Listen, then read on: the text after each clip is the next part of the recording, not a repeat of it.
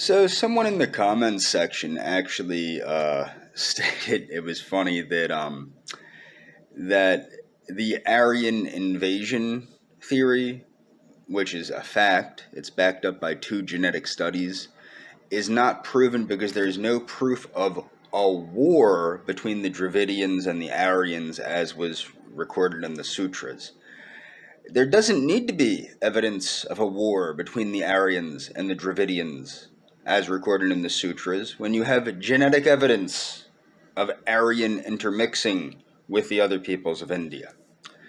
Okay, but I want to go further. This same person also said that I shouldn't presume that a group of people are racist without any proof. I have proof that non-whites hate whites. I have blatant proof that Koreans and other Asian people, particularly Koreans, is who I have the most experience with, are vehemently racist against whites, and everyone that's not Korean, for that matter. In fact, both North and South Korea have a pure blood policy. Okay? So that seems a little racist to me. Okay? Now, what I want to get into is how I actually outgrew racism through racialism.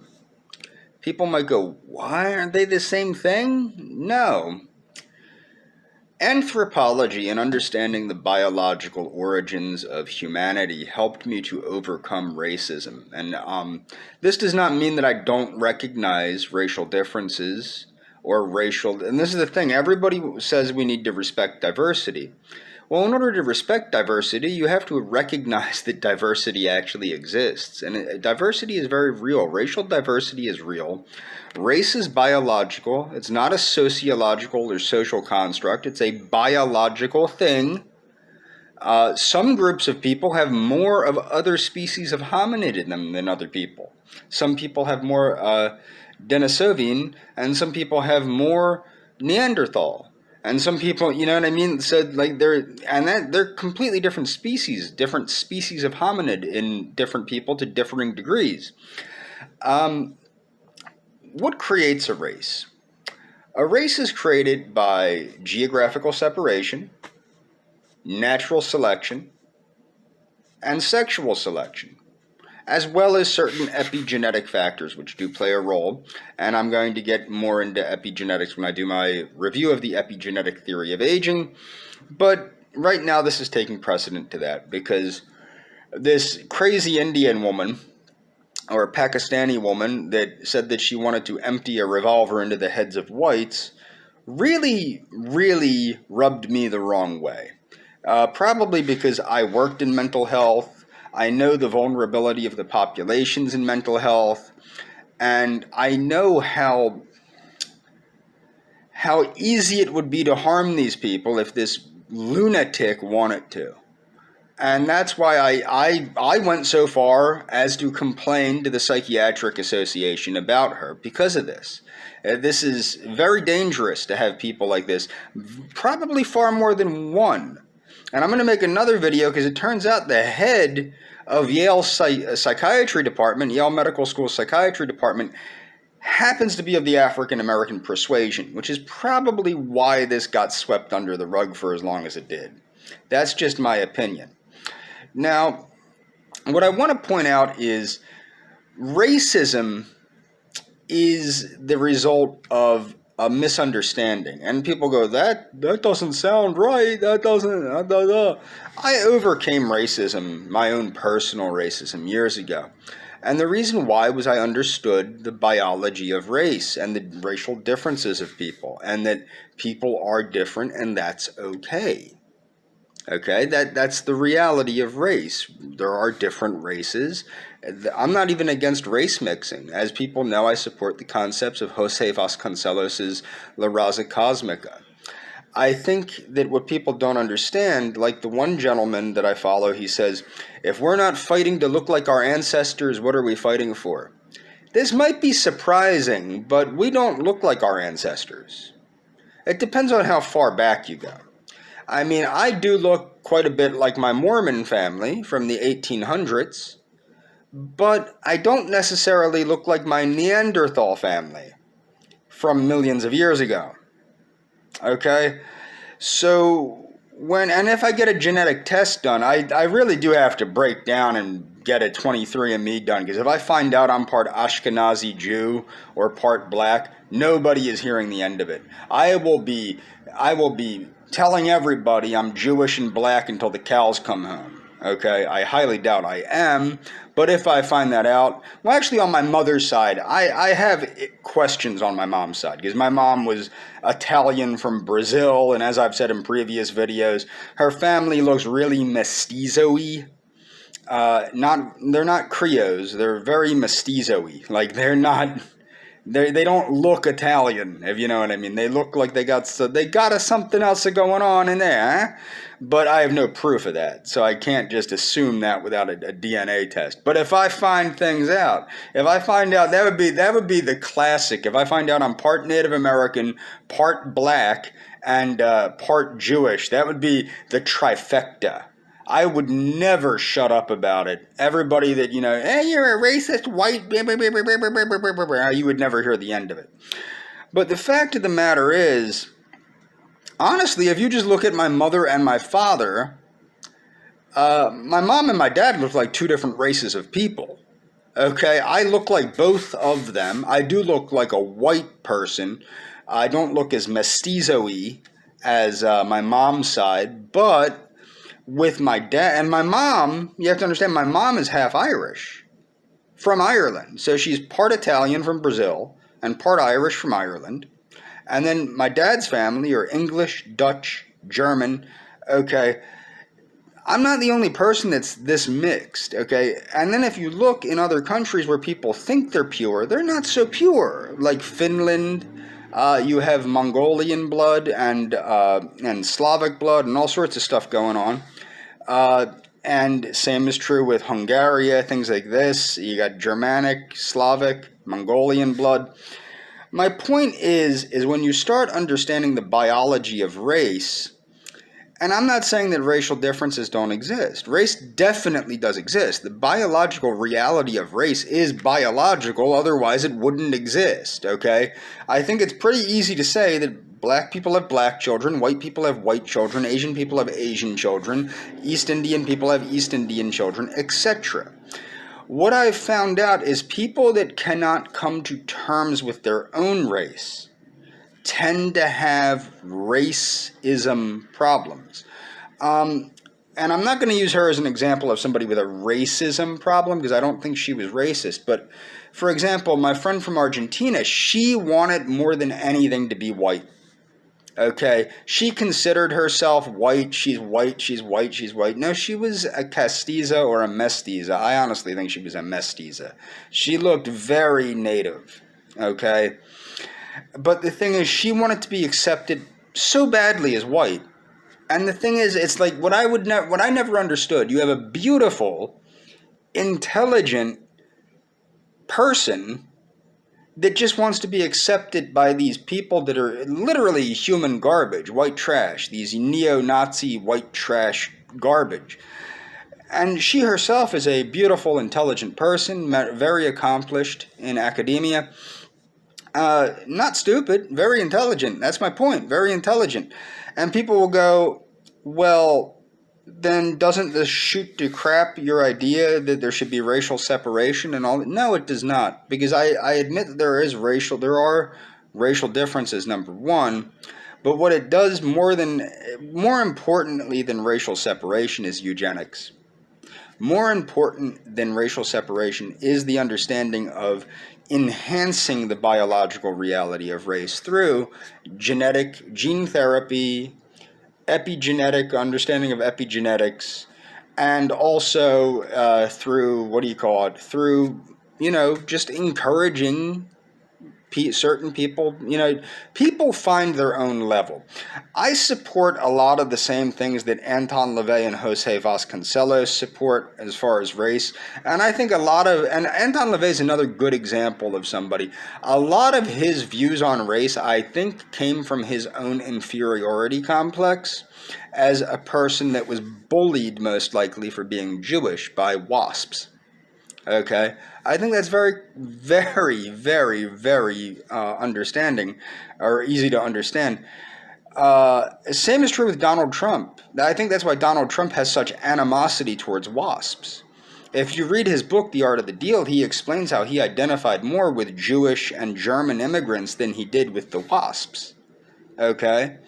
And that's why he was such an anti-white president. Donald Trump was hands down the most anti-white president we've had in the history of this country. I mean, that goes without a saying, or without saying anything. He was hands down the most aggressively anti-white president. Used the Department of Homeland Security to crack down on white people. Passed laws to release tens of thousands of potentially violent criminals, most of them people of color. Passed an executive order handicapping the police's ability to use force against violent criminals like the ones he just let out of prison. So I mean, and that executive order has resulted in the death of certain police. Like there were 2 police that were killed on an Indian reservation by a Native American. And if you look at the guy, he wasn't very Native American. His mom might have been. And then you have the guy in D.C. that went on a stabbing spree after he ran into the police because in Trump's executive order, he made it so police couldn't shoot into moving vehicles that were being used as a weapon. They had to dodge the vehicle. Come on, think about that. Somebody is behind the wheel of tons of moving metal that could kill anybody, not just the police, mind you. They can kill anybody with that thing. And they've shown they have the intention to kill, and you're just going to let them drive off. If you can get out of the way of the vehicle and not get killed. Come on.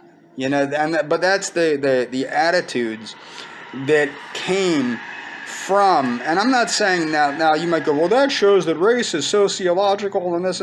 No, it shows that certain weak-minded, low-IQ'd people like Donald Trump are easily influenced by certain things, which is why I think Generation Z and millennials are so easily influenced by these ideas, like race is a sociological construct, regardless of how much genetic evidence we have, regardless of the thousands of years of physical anthropology. Now, I'm not saying that physical anthropology is thousands of years old, but you can go back to the classical Greek philosophers, you can go to Cesare Lombroso, you can go to physical anthropology today. They can identify what race somebody is by a pinky finger bone, okay? Accurately.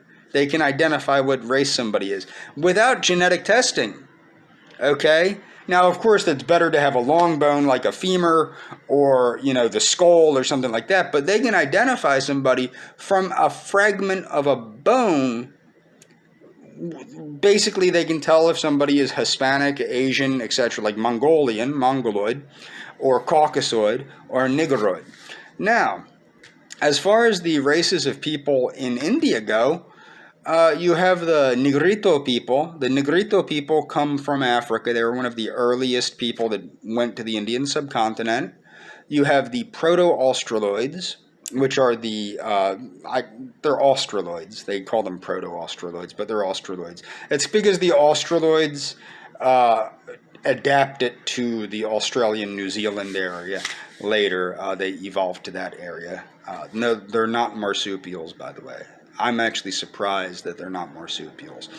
But what I'm saying is, so you have the Negritos, you have the Australoids, you have the Mongoloids, you have the Bactrian people, you have South Slavic people like the Dinaric people, and you have the Aryan people, the Rigvedic people, okay?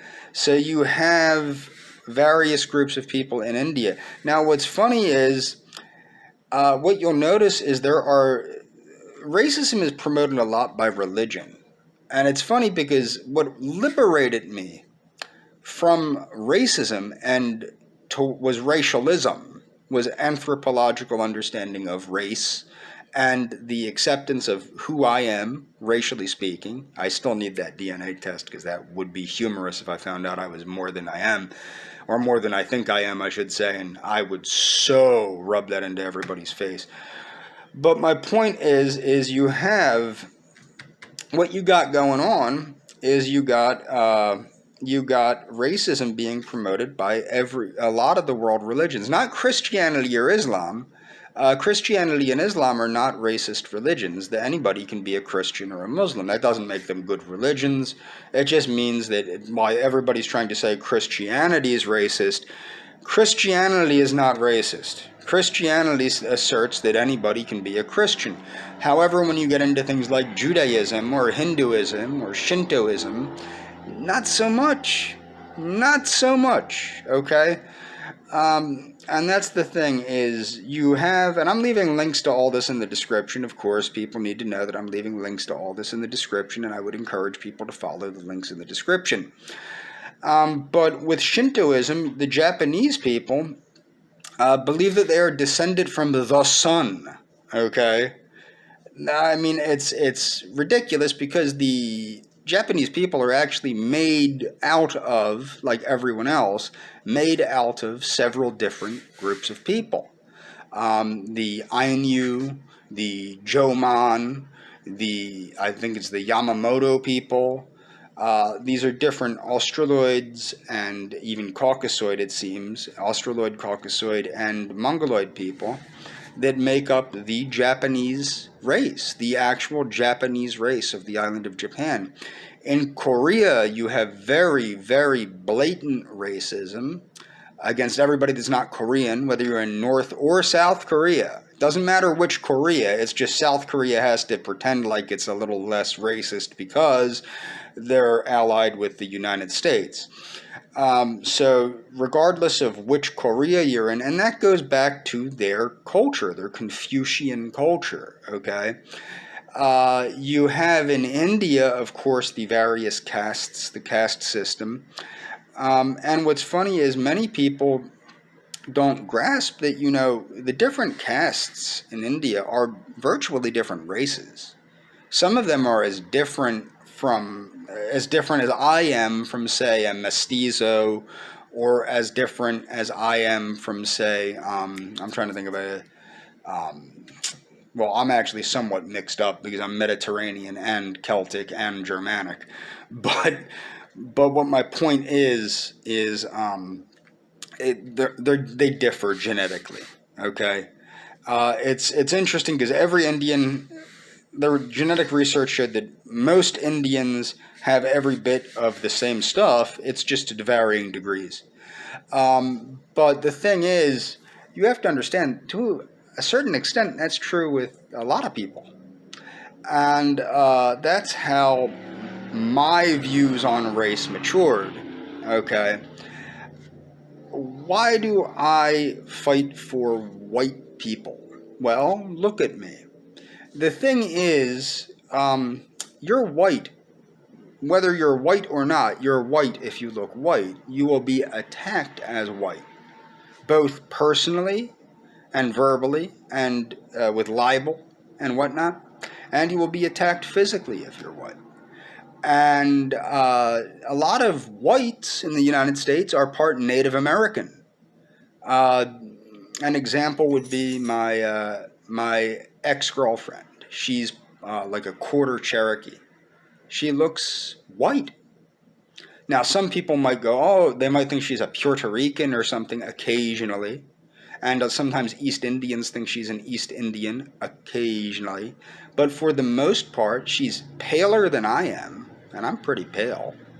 And it's just a slight variations in bone structure make her appear more Asiatic, but not overtly Asiatic. Okay, so my point is she is seen as a white person. When she goes to work, the blacks and Hispanics and other people that don't like white people, they think she's a white person. Okay, they treat her like a white person. And that's the thing is, what people need to understand is white people, as I said in one of my previous videos, what white people need to understand is they have a target on their back. This goes for Jewish people too. It's funny because Jews, a lot of times Jewish people like to separate themselves from the rest of society. Well, the fact of the matter is, if you're an Ashkenazi Jew, chances are non-whites that aren't Ashkenazi Jews consider you a white, whether you consider yourself white or not, you're going to get lambasted, you're going to get libeled, you're going to get attacked. Look at the attacks on Jews in New York by blacks. And as I said, there's a reason that people are attacking Jews and Asians, and it's because they don't fight back. It has more to do with the fact that they're easy prey than the fact that they're this race or that race. However, because they're this race or that race, it allows another race to see them as weaklings, to see them as people that aren't going to fight back. And unfortunately, for the most part, it's a correct assumption. And unfortunately, for the most part, a lot of people are getting very badly hurt because of this. And I'll leave some links in the description, videos probably. I'll leave some links in the description to that. But I mean, really what people need to understand, if you have a white skin and predominantly white Caucasoid features, you probably should come to the conclusion that you need to start speaking out on behalf of white people and stop groveling to political correctness and all this other crap. The only political correctness, I think it was, what's his face? Nicholas Schreck in his video, Charles Manson Superstar. He asked Charles Manson, he says, "What do you think about race?" Because as we know, Nicholas Schreck was a neo-Nazi. And Charles Manson replied, "Know what I think about race?" And he pointed to his dick and he goes, "This is my race. It comes out of my dickhead." Okay? For the most part, that's my view on race anymore. Okay? That I share that with Charles Manson. If it comes out of my dickhead, that's my race. Okay? There's a lot of wisdom in what Charles Manson says, as people will know from my numerous Charles Manson playlists. Maybe I'll leave a link to my Charles Manson playlists in the description. At Toi Forever. Air, trees, water, animals. Yeehaw! Okay? But my point is I think that people that are phenotypically Caucasoid, white, and have light skin, probably need to come to the conclusion that it makes sense to speak out on the behalf of the white people. Because otherwise, we're all screwed. I mean, pretty much already we kind of are. That was the reason I wanted to jump ship to Latin America. I'm done with the anti-white nature of this country. And that's all for this video. Links in the description. Check them out!